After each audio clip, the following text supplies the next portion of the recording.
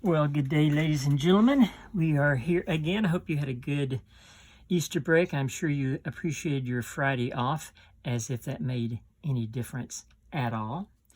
For this section, applications of exponential functions, which is another way of saying word problems involving exponential functions, you're going to need to have this baby handy, all right? You're not going to be able to do these problems without a scientific calculator. So get your scientific calculator before you start working on these problems and get familiar with it. A couple of things, you're going to have to be BFFs with this guy. You're going to have to be best friends with your calculator. I'm talking peanut butter and jelly best friends. I'm talking Peppa Pig and Susie's sheep best friend. You're going to have to be close to this guy. First thing you're going to have to find to remind yourself of is the to the power of a function key, your exponent function key. A lot of you will have a caret. This look right here. Some of you will have an x to the y key or a y to the x key. Some of you, especially if you have a Casio, will have a key that looks like that where you supply the base and the exponent. But you're going to need to find your to the power of function key. All right, second thing you're going to need to find is your e to the x function key. It's easy to take things to a power once you know where the power function key is, but how do you do e to the x? Well, first of all, locate your natural log, your ln function key, and typically second to that, you will find e to the x. So in my calculator, if I want to do, let's say, e to the first power, I would hit the second option first. That gives me e to the, and I supply what exponent I want. If I want 1, that will tell me what e is, because e to the first, that's going to be e, right? So let's see what e is. Hey, e turns out to be 2.71828, so forth. Turns out to be about 2.718. Remember, this is a irrational number like pi, so this is going to go on forever. This is just an approximation, but that's basically what it is, about 2.718. So you got that, e to the x power. You're going to need to find that function key. Also, we're going to be doing some interest formulas. You know, you invest some money at a particular rate for a particular length of time, and you're going to have two interest formulas given, and these are available when you work problems like this. Just hit the option for make formulas visible, and these two guys will show up. Now, notice you got two different formulas. One is a parentheses to a power, one is e to a power. How do you know the difference? Well, this one you use when you have a finite, accountable number of compounds. For instance, if the problem says your interest is compounded twice a year, that's finite. You can count that, right? 2 times. If it says it's compounded monthly, hey, that's 12 times a year. That's a finite number.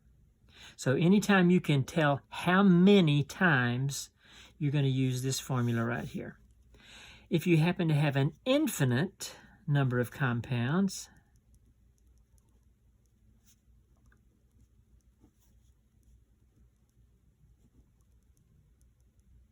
or compoundings, however you want to put it. If you have an infinite number, how are you going to know that? It's not going to say an infinite number. It's going to say compounded continuously. That's how it's going to say infinite number. Compounded continuously. So if it's compounded twice, 4 times, 12 times, 365, I can count that. That's a finite number. But if it says compounded continuously, that means an infinite number of compoundings. I can't count that. I'm going to use this formula. They're both give you very close to the same thing, except one is if you can count it, one is if you can't. All right, keep that in mind as we go through our problems. Let's start with number 1. The population of an inner city area is declining according to this model. Okay, in each of these problems, you're going to be given a formula like this. The population after a particular length of time is the present population times e to this negative power. And there's t again. Yeah, it looks like the only variable we have to fill in here is t, the time. Remember, e, even though it's a letter, is not a variable. That's a number, just like pi is a number. So the only variable in this formula is t, where t is the number of years from the present. What will the population be in 6 years? There we go. So my t equals 6. And I want to round it to the nearest person. I'm not going to have any decimals in this. So the population after 6 years is the present population times e to the negative 0.022 times t, which is 6. So here's what I'm going to do. I'm going to multiply negative 0.022 times 6, see what I get. 0.022 times 6, I get 0.132. So this gives me e to the negative 0.132. Now, if you can do this all in one fell swoop, help yourself. I'm doing it kind of piecemeal here. So I'm going to find out what e to the negative 0.132 is. That means I'm going to have to use my e to the power of. Second, e to the power of negative 0.132 equals. That gives me 0.87634 something. That gives me a decimal about 0.876. I'm going to go ahead and leave it on my screen because I'm going to multiply that by 583,000 times 583,000. And that gives me 510,906.8, but I want to go to the nearest person, so I get 510,907. All right, so in this problem, I had to know how to do e to a power. Basically all I had to do here. All right, let's try the next one. The function c of t equals this models the rise in the cost of a product that has a cost of c sub 0 today. That's what the price of my item is today, subject to an average yearly inflation rate of r. There's the inflation rate right there, r, for t years. There's how long we're talking about this rise in the cost takes place. If the average inflation rate is, okay, I'm given my R here, 3.5%. Remember, I'm not going to put 3.5 for my rate. I'm going to express this as a decimal, which means I move it over 2 places, 0.035. For the next 11 years. So my time, my t right here, is 11. What will the inflation-adjusted cost of a $24,800 item be? Okay, so my cost today is $24,800.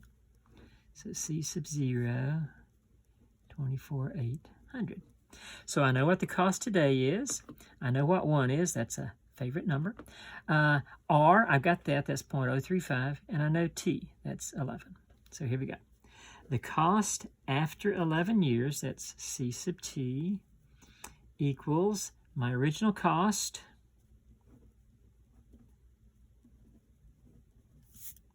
times 1 plus R, which is 0.035, to the 11th power. T is again 11. So 11 shows up here and here. R shows up here. Now I can do this one pretty much in a fell swoop. Here's what I'm going to do. I'm going to add these two numbers together, no big deal. Take that to the 11th power, no big deal. It's on my screen still. Multiply that by 24,800, no big deal. So first thing I'm going to do, 1.035 to the 11th power. I get about 1.4599 there. It doesn't matter because I'm going to leave it on my screen and multiply that times 24,800. And I get $36,207. Let's see, round to 2 decimal places. So I get 36,207 and 25.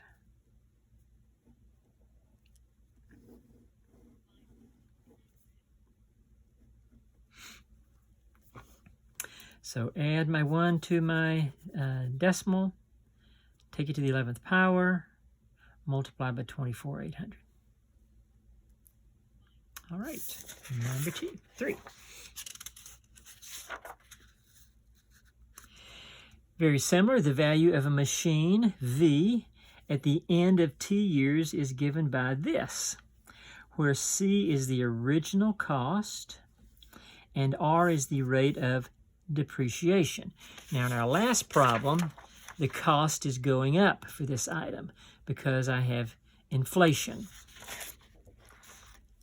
In this particular instance, the value is going down because time is passing and we have something called depreciation. Hey, buy a car for $36,000 this year, trade it in next year, and you will learn a hard lesson about depreciation. It's not worth what you paid when you drove it off the lot. Things depreciate. Find the value of a machine at the end of 4 years. So I know my time, it's 4 years.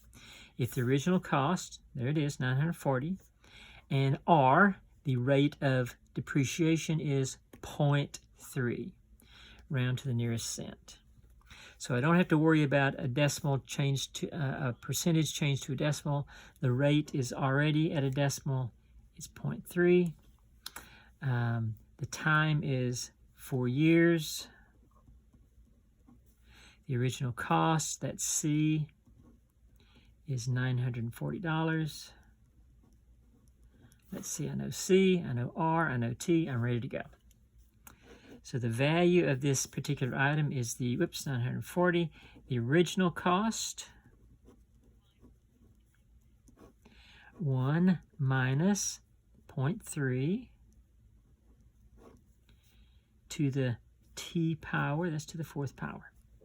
And pretty much I can do this one without taking my finger off the calculator, so to speak. I can, in my mind, subtract 1 minus 0.3, that's 0.7, right? I'll go ahead and write that down.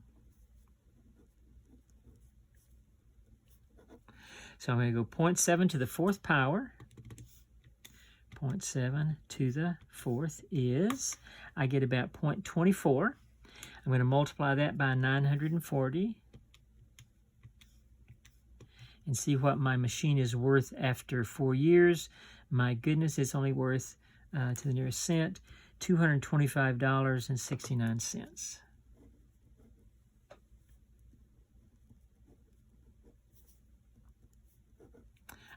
If I'm going to trade it in, I better do it quick because it's just going to go downhill from here. Depreciation. Now here's a little warning.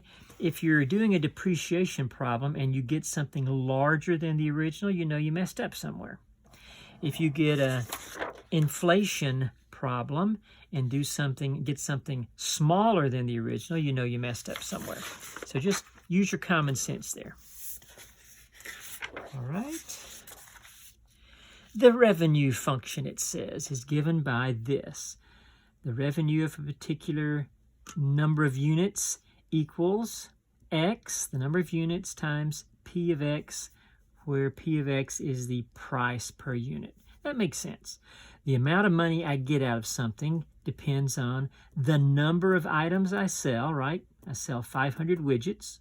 Each of them cost a particular amount, $2. 500 times the price of each one, $2. 500 times 2, I get it. The revenue is $1,000. So that makes sense. The number of items times the price of each one. But notice, embedded in this formula is another formula. P of X is this. The price of a unit is 36 times 2 to the, and here's a fractional exponent, negative x over 6, where x is the number of units sold. So in both of these instances, I only have one variable, x, the number of units sold. Find the revenue if, there it is, 12 units are sold. So my x is 12. So let's do the revenue, how much money I'm going to get in. The revenue of 12 items is going to be 12 times P of 12. Now, obviously, I have to figure out what P of 12 is, so let's do that right now.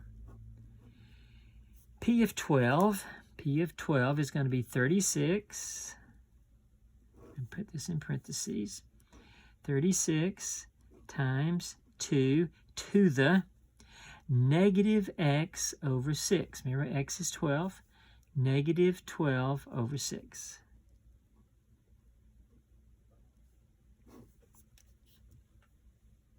So here's my x, and here's my P of x.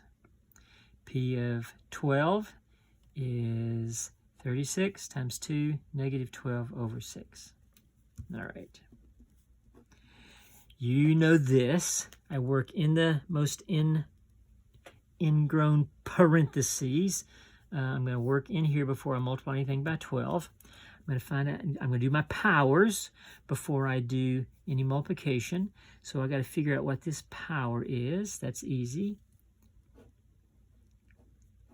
Negative 12 over 6 is negative 2. Now, some of you can do this in your head. Most of us can't. So we'll do 2 to the negative 2. 2 to the negative 2 is, turns out to be 1/4. My screen says 0.25, which is the same as 1/4.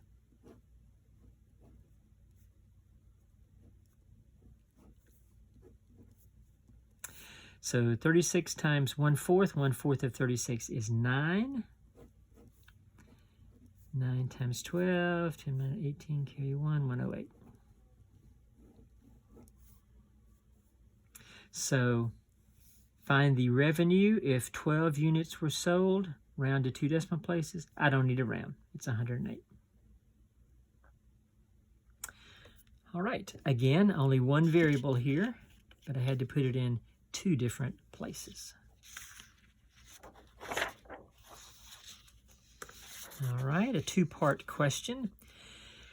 Tessa has inherited $5,500, which she wants to deposit in an IRA account. IRA meaning individual retirement account. Her 2 best bets are account number 1. This is an account that compounds semi-annually. Okay, you're going to have to know what semi-annually means. How many times is it compounded? That's twice. 2 times a year. At an annual rate of 4.3%. She's got another option. She can put it in account 2, an account that compounds quarterly. How many times is that? That's 4 times. Once a quarter, 4 times. At an annual rate of 3.2%. And here's the first question. Which account would pay Tessa more interest? So here's what we can do. We can use our interest rate formulas, which is given in your problem, but if not, this is it right here, because notice a finite number of compoundings. This one twice, this one's 4 times. I can count these, so I don't use the infinite number of compounding formulas. This is the one I choose. So let me go ahead and write that down. A sub 1 of t equals p times 1 plus the rate over n times n, or to the n t power. There's a bunch of different variables here. I got t, I got n, I got r, I got p. P is easy. That's the principal. That's how much she is going to invest. That's $5,500. R is the rate. This is for the first account, so the rate is 4.3%. But once again, I'm going to move my decimal 2 places, 0.043. N is the number of times it is compounded. N number, the number of times account 1 is compounded is 2 times, twice. And N times T, I can figure that. Oh, T. T is the number of years. I'm just going to do this for 1 year. It doesn't tell me how long to do it. It says which one's better, so I'm going to do it for a year. You could do it for any length of time. I'm going to make it easy on myself. I'm going to do it for 1 year. So that's account number 1. Account number 2. Same thing. It's going to be the principal times 1 plus the rate over the number of times it is compounded times to the nt power. But notice I got different, some variation here. Principal is still the same, $5,500. The rate for account 2 is 3.2%. Move the decimal twice, 0.032. The number of times it's compounded for account 2 is 4 times. And just for the record, the more times it's compounded, the better the interest, the more money you get back. And let's see, my last one is T. We're still going to do it for 1 year. So I'm going to fill these values in here, these values in here. I'm going to see which which account gives me a better result. So first account for 1 year equals 5,500 times 1 plus the rate is 0.043. The n, the number of times it is compounded, is 2. All that to the nt power. Let's see if I can do this in my head. N times t, 2 times 1, that's 2. All right, account 2 for 1 year. It's the same principle. 1 plus the rate, and that's different. That's 0.032. Over the number of times it's compounded, that's different also. That's 4. To the n times t power, 4 times 1 is just 4. Now these things I can do in one fell swoop. Here's what I'm going to do. I'm going to do this division first. I'm going to add these together, second. I'm going to take it to the power, third. Multiply it by 5,500, fourth. So I'm going to work inside and work to the outside. So here we go. 0.043 divided by 2 equals, I don't even have to write it down or anything, plus 1 equals, okay, so I've got this value, to the second power, equals, now I've got all this, times 5,500. I get 573904.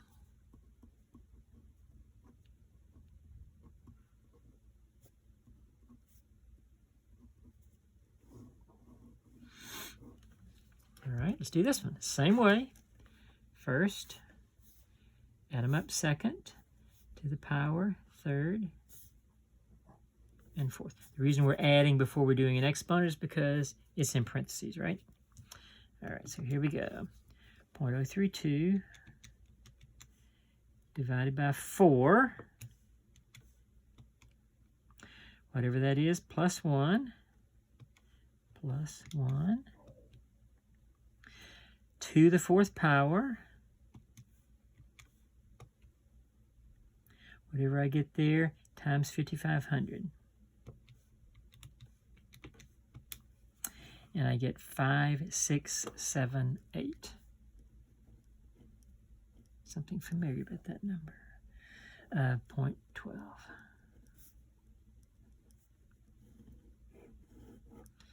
All right, it's not hard to determine which account pays more, and you're going to choose for this first question. Ta-da! Account number 1 pays more. That's as simple as this one is. Which account pays more? That one. All right, the second part. All righty, how much would Tessa's balance be from account number 1? That's this guy right here. This is it right here.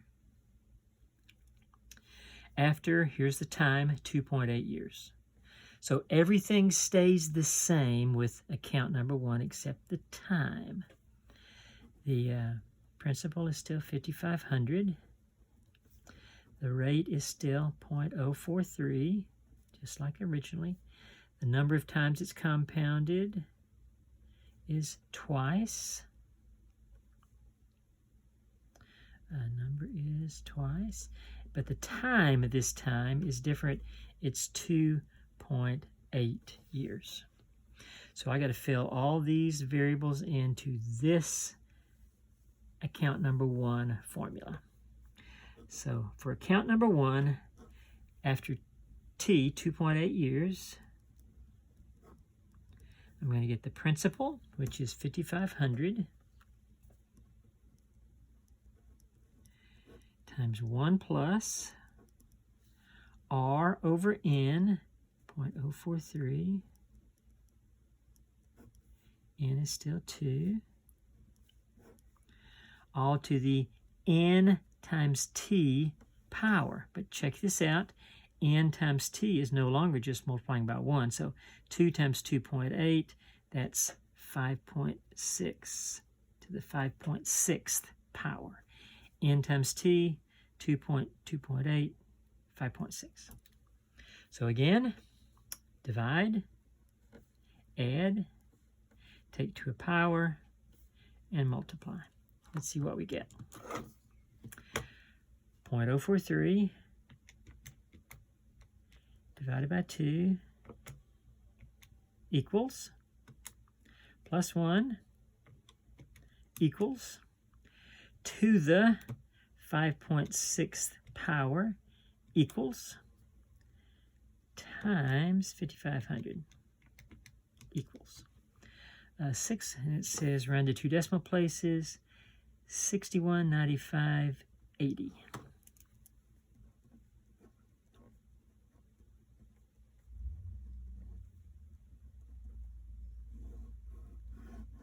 It was 0.802, so I don't round it up. I leave it, I just drop that 0.80. All right.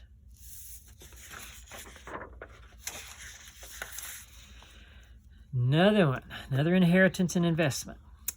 Paloma has inherited $5,400, which she wants to deposit in an IRA account. Sounds familiar. Her two options are, sounds familiar, semi-annually. How many times is that? Oh yeah, that's twice a year at 3.1%, or compounds continuously. Uh-oh, this is my second formula, because it says it compounds continuously at 4.0. And the reason we have to use another formula is if it compounds continuously, what are you going to fill in for n? You know, how you divide by the number of times it is compounded if n is continuously. So we use a different formula. So here we go. A sub 1 is going to be, again, this formula. So I'm going to do it for 1 year, because this is just asking which one does better, which account, got a problem there, which account would pay Paloma more. So account 1 is a finite number of times, so I'm going to use my first formula. P times 1 plus R over N the NT. Let's see. Principal, 5,400. The rate is 3.1%. Again, move it 2 decimals. The number of times is 2. And T, we're going to do it for 1 year. This is just a test case. So we're going to use 1 year. So I get 5,400. 1 plus R, 0.031, over N, which is 2, to the NT power, N times T is 2 times 1, which is just 2. Hey, I think we've already done this before, haven't we? Except it was 5,500. Well, okay, so we're going to do it again. So again, 1, do the ratio first, add second, so we got what's in the parentheses, take it to a power third, multiply it 4. So here we go. 0.031 divided by 2. Yep.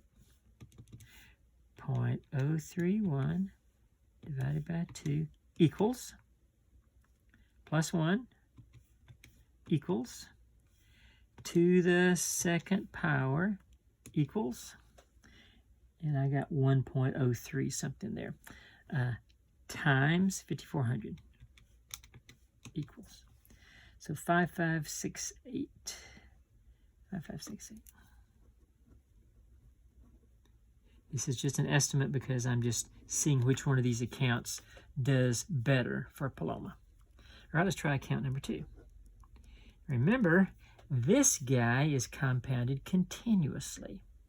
So I have to use this second formula. A sub 2 for 1 year is P, the principal, times E, that's a very special number, to the RT power. Notice what variable is left out? N. I don't have a number of times that it's compounded, so my new formula does not have an N in it. So again, the principal is the same. The rate in this case for the compounded continuously is 4%. It's 0.04. And the time, again, is same as this, 1 year. So this is the principal, 5,400 times e to the r times t power, r times t. 1 times 0.04 is 0.04. Here's where you're going to get to use your e to the power of function key. Remember, it is typically second to the natural log function key. So I'm going to go e to the 0.04 equals, that gives me about 1.0408 for this, and I'm going to multiply it by 5,400 times 5,400 is, and I get 5620. I'm just rounding again because we're just comparing these two. Which one does better? This guy right here. All right. Now the specific question. How much would Paloma's account be after 3.7 years? Round to 2 decimal places. Okay, we're going to do account, I wrote this down wrong. We're going to do account number 2. So we're going to use this information, and our new time is going to be 3.7 years. So the principal is 5,400. The rate is still 0.04, except our time this time is going to be 3.7. So here we go. Account number 2 after 3.7 years is going to be principal times e to the r times t. R times t is 3.7 times 0.04. I better do that on my calculator. 3.7 times 0.04 is, I get 0.148. E to the 0.148. So once again, I'm going to take my power first. To find e to the, I'm going to use the second function key in my natural log, second. And I get e to the power of 0.148 equals, so I now just have this, times 5,400 equals. And she's got 6261. I want to go to 2 decimal places, 6261.37.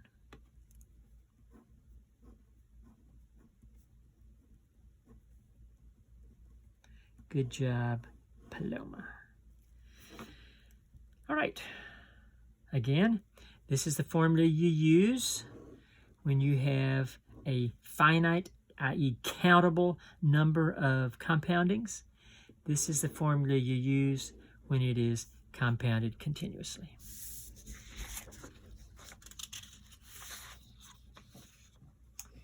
All right. Number 7. Hieronymus invests $5,400 in a Hieronymus. Can you tell what I've been binge watching this off season? Hieronymus invests $5,400 in a savings account which earns 4.3% compounded daily.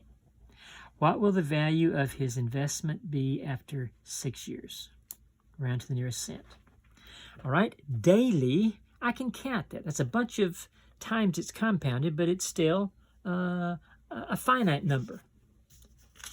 So since it's 365 days, 365 times it's compounded, I'm going to use this guy right here.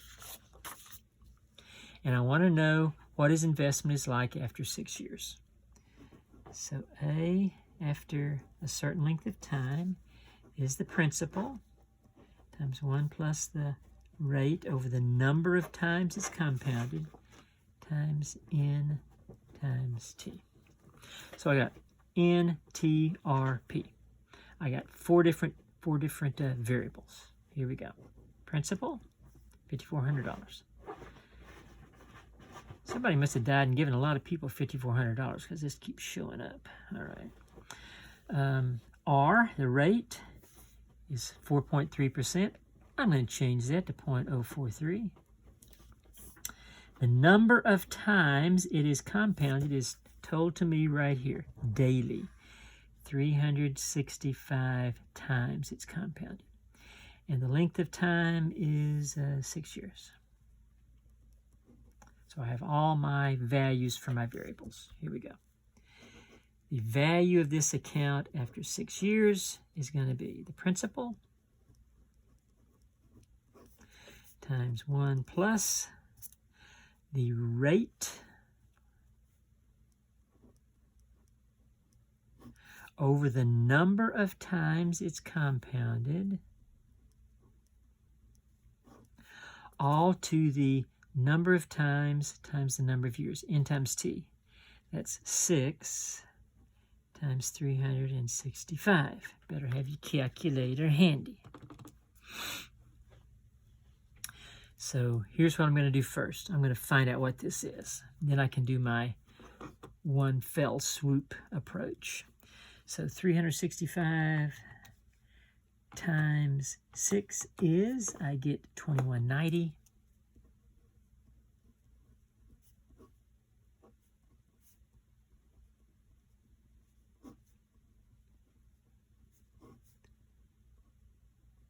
So now I'm ready to do my one-touch calculator work. I'm going to do this first, add the 1, take it to a power, and multiply by 5,400.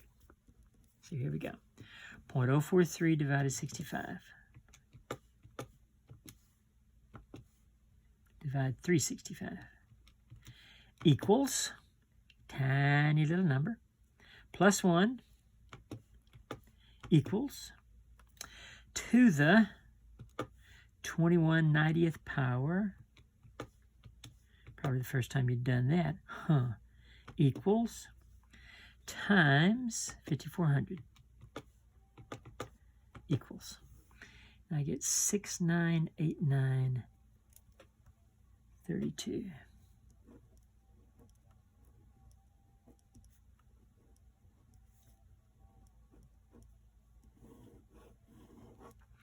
Again, it was 32, 3, 4. That's not 5 or more, so I forget about that. All right. Again, daily number of investments. That's still a finite number, 365. So I use my first formula for account. All right, here's another investment. Martha invests $7,800 in an account which earns 5.1% compounded monthly. That's important.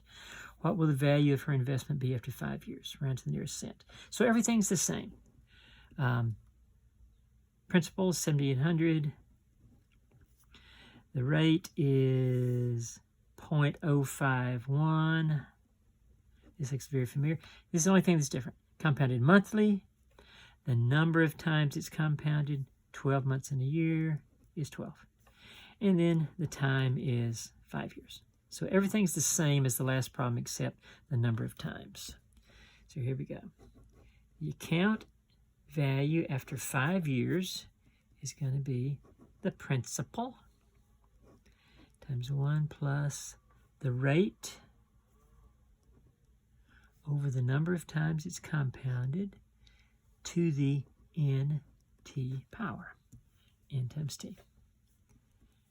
Principal, 7,800.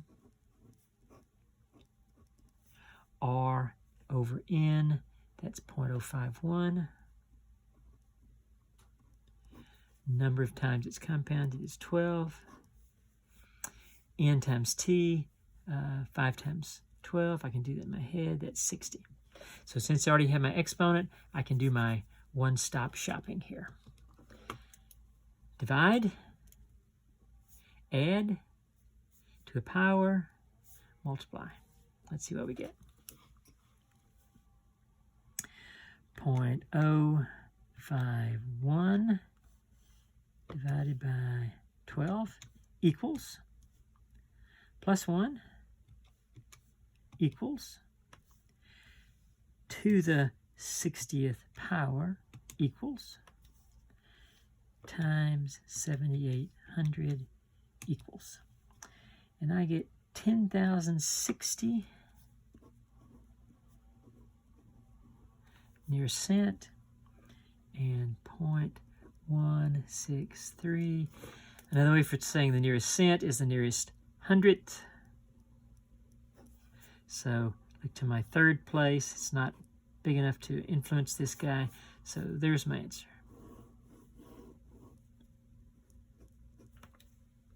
Again, finite number of compoundings. I use my first formula. Last one. The concentration of a certain drug in the bloodstream after T minutes is given by this. The concentration after T minutes is 0.07 times, in parentheses, 1 minus e to the negative 0.2 times however many minutes we're talking about. So again, check it out. Only one variable in this formula. E is not a variable. E is a number. T is my only variable. What is the concentration after 5 minutes? T is 5. Round to 3 decimal places. All right. So the concentration after 5 minutes is going to be 0.07 times 1 minus e to the negative 0.2 times t, which is 5. All right, this may be easy. Let's see. I'm going to get 0.07 times 1 minus e to the, some of you know what this is, 0.2 times 5 is, what do you know? 0.2 times 5 is, what do you know? Dadgummit. 0.2 times 5 is 1. So this is to the negative 1th power. So again, I'm going to do my exponent first.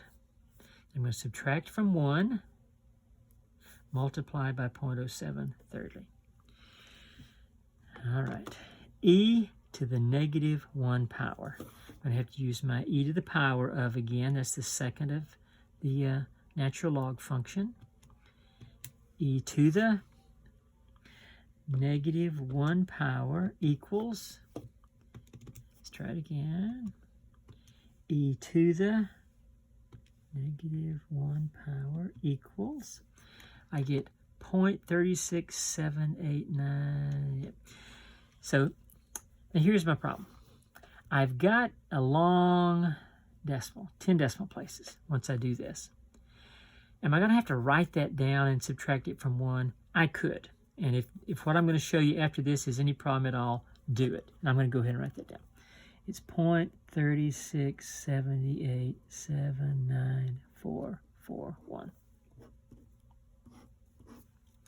So I could write this down and then fill in 1 minus that. Or I could do this. I've got this value right here already figured. Instead of 1 minus that, I'm going to subtract 1 from this. Minus 1 equals. Now what I have after I subtract 1 is the opposite of what I would get when I would do this. So all I have to do after I subtract 1 is multiply this whole thing by negative 1 to change the sign, or just write down the sign. So now I got a 0.632 something times 0.07. And I get 0.0442.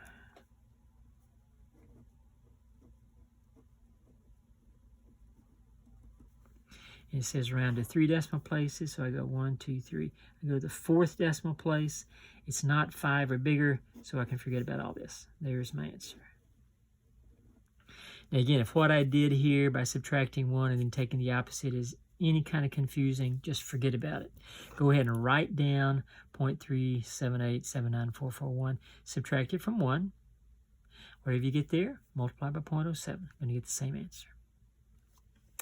All right, I'll try to upload this quickly and put these notes online as well, and then we'll get to the next section, which is 7.4 tomorrow, and good luck on both these. You only got 2 sections due this week.